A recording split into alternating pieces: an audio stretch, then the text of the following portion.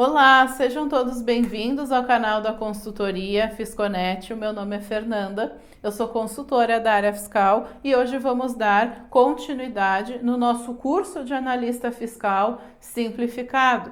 Então, quem não assistiu o módulo 1 do curso, sugiro que vocês deem uma olhada no vídeo anterior para uma melhor compreensão do conteúdo especificado aqui no nosso curso, tá? Também convido vocês a se inscreverem no canal da Consultoria Fisconet para ficarem por dentro das nossas atualizações. Então, pessoal, dando início no módulo 2 do nosso curso de Analista Fiscal Simplificado, conforme já foi especificado no módulo 1, quanto ao diferencial de alíquota, que este é devido nas entradas interestaduais de mercadorias destinadas a uso, consumo ou ativo imobilizado do contribuinte adquirente, conforme já citamos no módulo anterior a respeito da base de cálculo, fato gerador, a forma de cálculo, a questão do prazo de recolhimento, né?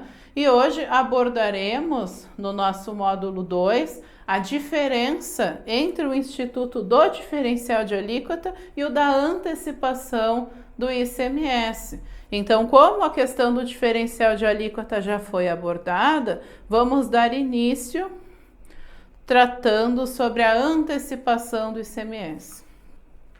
Então, pessoal, inicialmente, o que a legislação estadual fala a respeito da antecipação do imposto? Que esta diferença será devida na entrada interestadual de mercadoria que seja destinada à comercialização ou à industrialização, exceto em relação às mercadorias que estão submetidas ao regime de substituição tributária, porque quando o produto estiver sujeito a ST, o contribuinte deverá observar as regras contidas no livro 3, tá? Do livro 3 do RI-CMS. Ou seja, quando a mercadoria estiver sujeita a ST, não há que se falar em pagamento da antecipação do imposto do parágrafo 4º do artigo 46, certo? Então, o que a legislação fala a respeito do cálculo da antecipação do imposto? Então, a nota 2 do parágrafo 4º, o que ela determina? Que o valor do imposto a ser recolhido a título de antecipação será o resultante da aplicação da alíquota interna sobre a base de cálculo da nota fiscal de aquisição, deduzindo-se o valor do ICMS destacado da nota fiscal de origem. Então, essa nota 2, prevista na legislação que trata da forma de cálculo da antecipação do imposto, ainda prevê situações específicas a respeito desse cálculo, quando a mercadoria estiver beneficiada com redução de base de cálculo, entre outras questões. Então, para um detalhamento maior a respeito desses pontos específicos da legislação, sugerimos que o consulente faça um dos nossos cursos de analista fiscal completo, tá? Para ter um detalhamento maior a respeito desse assunto.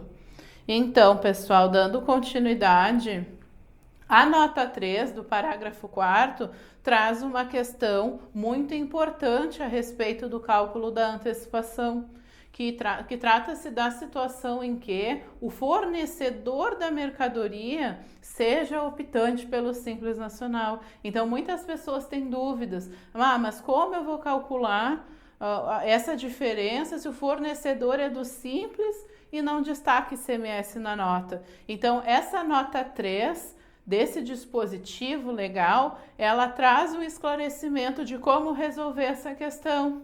Então, no caso em que o remetente seja optante pelo Simples Nacional, para fins de cálculo da antecipação, o contribuinte precisa presumir o débito na operação interestadual como se o fornecedor fosse do regime geral. Então, por exemplo, se a mercadoria nacional 12%. Se é um produto importado, em regra 4%. Ou seja, simples não destaca. Então, para calcular a antecipação, tem que presumir. Você presume o débito na operação interestadual.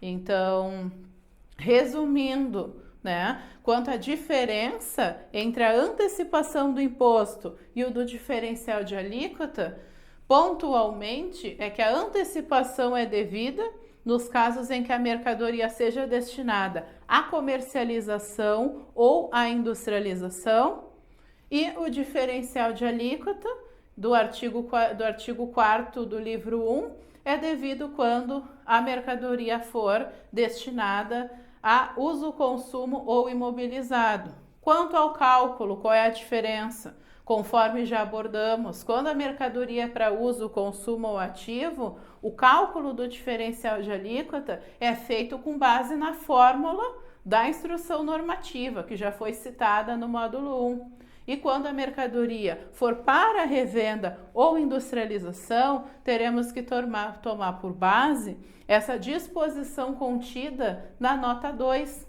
do parágrafo 4º do artigo 46, que prevê que, em regra, aplica-se a alíquota interna sobre a base de cálculo da nota de aquisição e deduz o débito fiscal da nota fiscal de aquisição, que é o débito próprio, tá? E mais um detalhe, pessoal, é que assim, ó, no mês de abril de 2021, para complementar informações a respeito da antecipação do imposto, o Fisco do Rio Grande do Sul dispensou os contribuintes aqui do nosso estado do recolhimento da antecipação do imposto nas situações em que a diferença entre a alíquota interna e a interestadual seja igual ou inferior a 6%. Então, alíquota igual ou inferior a 6%, está dispensado. Dispensa. Então, o contribuinte, frisando, né? O contribuinte, quando ele for calcular a antecipação e observar que a diferença entre a alíquota interna e a interestadual seja igual ou inferior a 6%, este contribuinte estará dispensado do recolhimento da antecipação do ICMS. E claro, na situação em que a diferença seja superior a 6%, caberá o recolhimento da antecipação do imposto na forma da legislação. Então, num exemplo prático, tá? Comprei uma mercadoria de estado de Santa Catarina, uma mercadoria nacional recebida na alíquota interestadual de 12%. Então, vem comigo, ó. Alíquota interestadual, 12%. Pesquisei pela classificação fiscal, a alíquota interna do meu produto aqui no estado é a alíquota geral, de 17,5% aqui no nosso exemplo. Alíquota interna.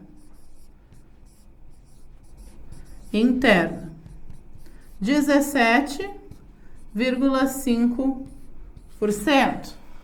Então, 17,5 menos 12, a diferença é de 5,5. Neste caso, não cabe o recolhimento da antecipação, tendo em vista que a diferença entre as alíquotas é menor que 6%, certo?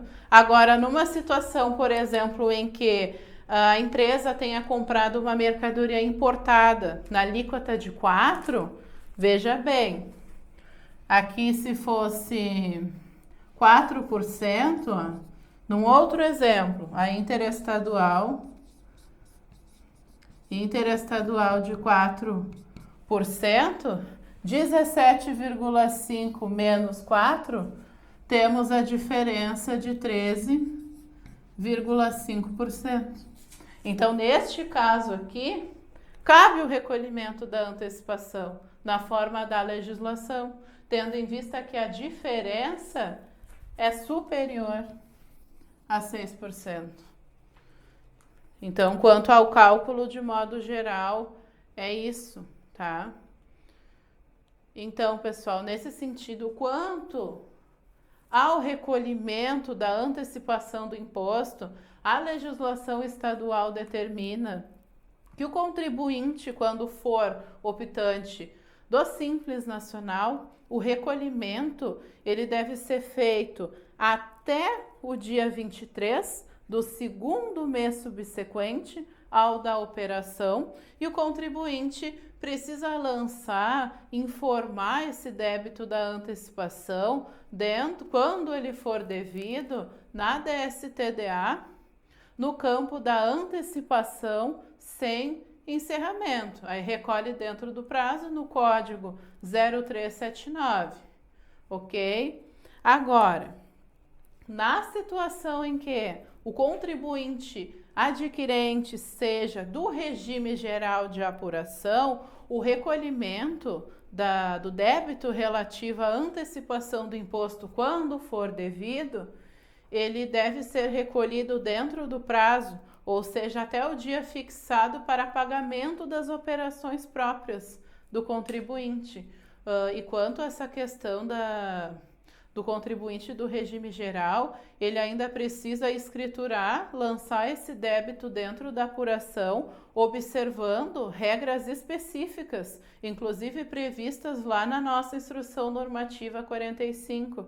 Então, para um detalhamento maior a respeito da escrituração e da apuração da antecipação do imposto, sugerimos o nosso curso de analista fiscal completo para vocês terem mais informações específicas a respeito da legislação tributária neste sentido, certo, pessoal? E a base legal, conforme tem ali na nossa tela, que trata da antecipação do diferencial de alíquota, vocês encontram no RICMS do Estado do Rio Grande do Sul, no livro 1, no artigo 46, no parágrafo 4º, notas, que é importante observar as notas contidas ainda nesse dispositivo,